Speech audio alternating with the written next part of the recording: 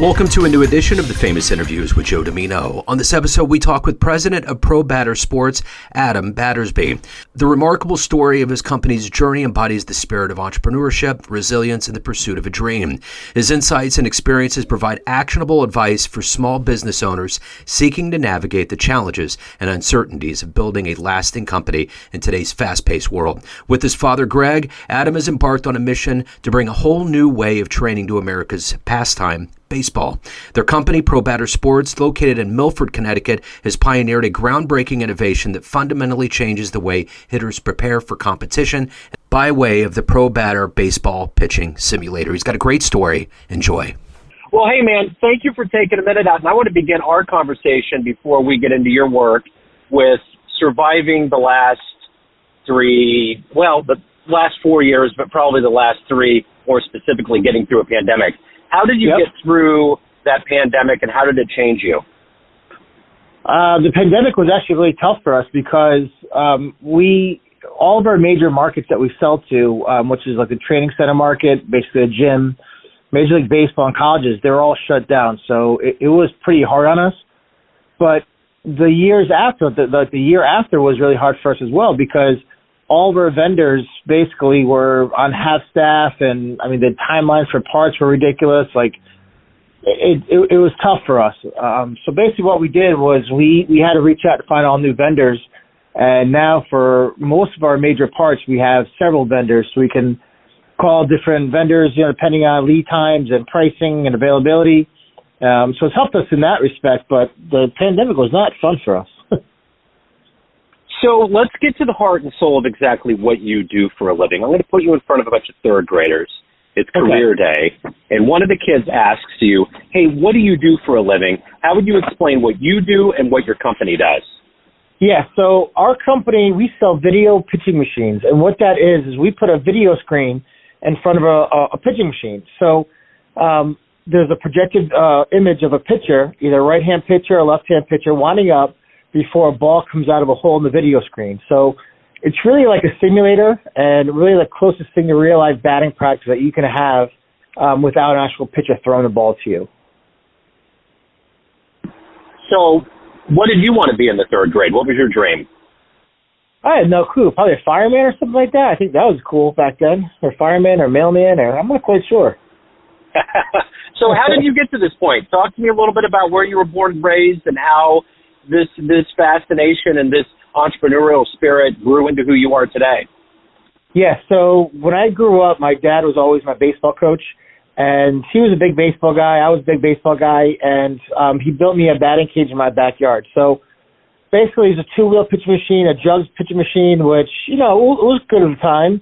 So my dad would hold the ball, put it in the machine, and sometimes the ball went through smoothly, sometimes it didn't.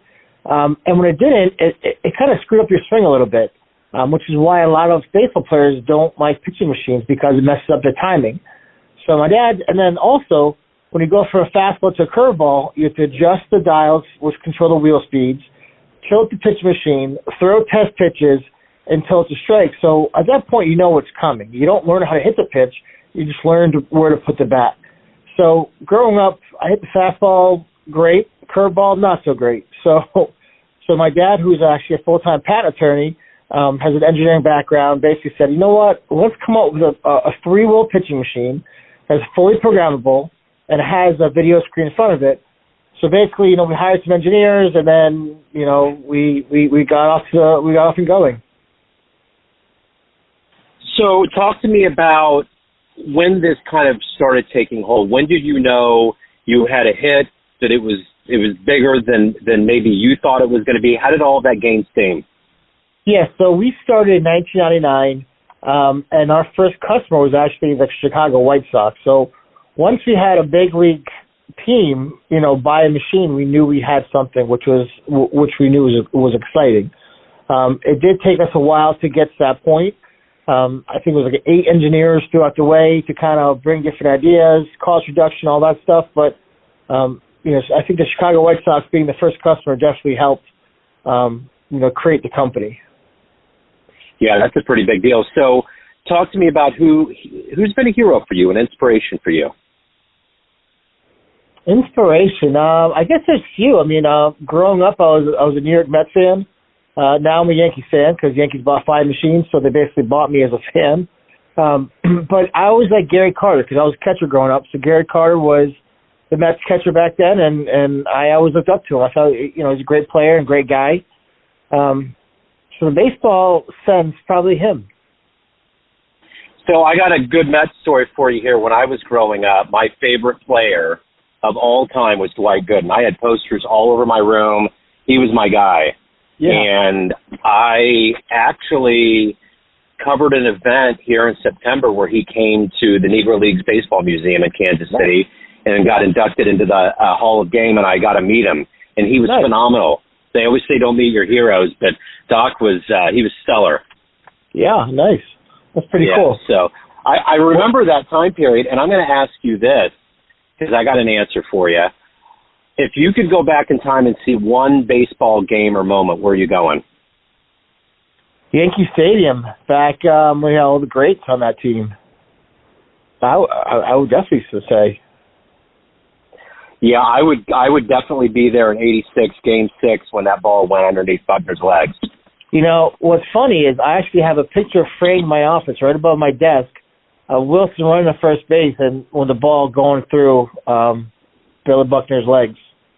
Wow, that's amazing. You know what's interesting about that is I found out that the regular first baseman was always in there during the later the later innings because Billy Buck had bad knees, and they only put him in at that point in the game because they wanted him to win the championship on the field.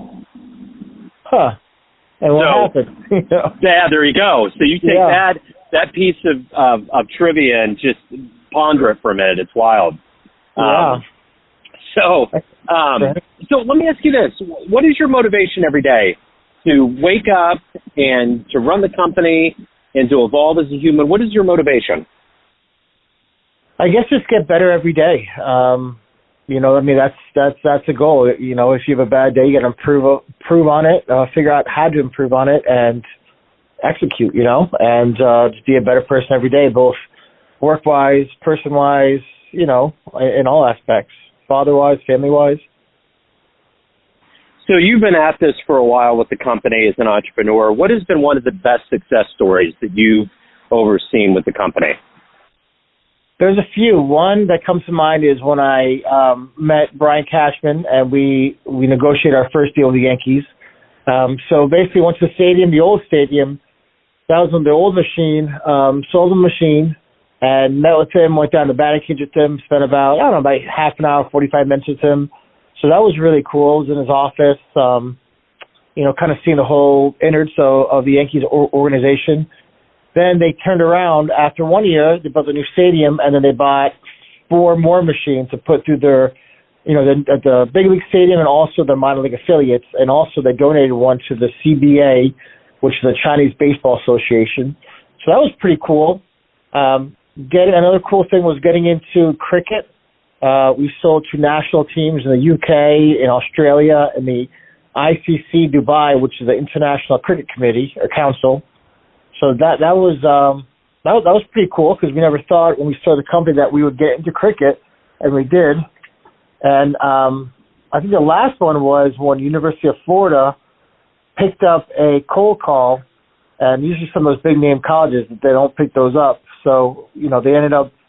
We negotiated a good deal with them, got a quote in return for a discount, and then they went on to win 2 national championships, and were able to use that quote, use that, for marketing materials, and then they bought a second machine for a new stadium.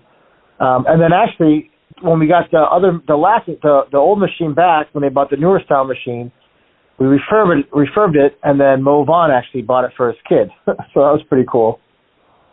Oh, wow, that's wonderful. So, so did you play baseball? I did. I didn't play in college. I played all the way up to college. Excuse me. I went to Providence College, and at the time I tried out as a walk-on, and he was like, listen, I carry 4 catchers. 2 are better than you, 2 about the same, but, I already recruited them. They're already on the team, so we're going to stick with them. Well, I'm not sure if that was 100% truthful or not because they ended up folding the program later that year for Title IX. So who knows if they're even looking or not, But it didn't really matter at the end of the day. I mean, I wouldn't have started, so I ended up enjoying the college life, which was good. So let me ask you this. If you had a dream tonight, you ran into, say, the 18-year-old version of you, and you could give that young version of you a piece of advice based on the wisdom you've gained in your life and the things that you've done so far, what advice would you give your younger self? I don't know about advice, but I'd smack him in the back of the head and say, smart up, because I didn't take life as seriously as I should back then. I didn't take studying as serious as I should have, and I think some of it has, I kind of making up for it right now, but I definitely would have grabbed myself by the neck and shook me and said, smarten up. So at the end of the day, there's all these things that you've accomplished as an entrepreneur. What are you the proudest of? Just in overall in your life, professionally and personally, what is it that you're the proudest of? I would say being a father. I have 3 kids, a 2-year-old daughter, a 5-year-old daughter, and a 7-year-old son, and raising them and trying to be the best father as I can to them. Business is great, money's great, but your family's always there, and that's the most important thing to me. So this seems like kind of a family affair with the business. Is this something that you hope to pass on to your kids later on? Probably not, to be honest. Having a family business is good and all, but it's not the easiest thing to do with family. The way it is right now is my dad's a full-time lawyer, so he's not really in the office, day to day. He's a lawyer during the day. He oversees everything, so he knows all the numbers. He sees everything, and I can bounce ideas off him. But if we had to work together day in and day out, I could see how that would cause a little bit of stress. So, in theory, it would be great. You got to see my son evolve as a business person, and that would be fun. But it can be tricky at the same time. So let me ask you this real quick. Everyone out there has a perception of you. Family, friends, your clients, your colleagues, but ultimately you're in control. You run the show. What's your perception of you? Who do you think you are? I would say pretty good guy, or a good guy, honest, level-headed, understanding. I think that's what I would call myself. So I got to know, with Soto coming in and there's been some new players, what's the hope for the Yankees this year? I don't know. There's some good teams out there. The Dodgers are really good. We'll see. Last year was a little bit of a letdown for the Yankees. They had some injuries, but we'll see what happens. He adds a bat, but I think they need more pitching. Well, last year was the first time that I ever saw the Yankees live, I believe. Well, no, I'd seen them before, but last year the last game was in Kansas City, and they didn't play anybody, man. They didn't play any marquee player at all. It was just weird.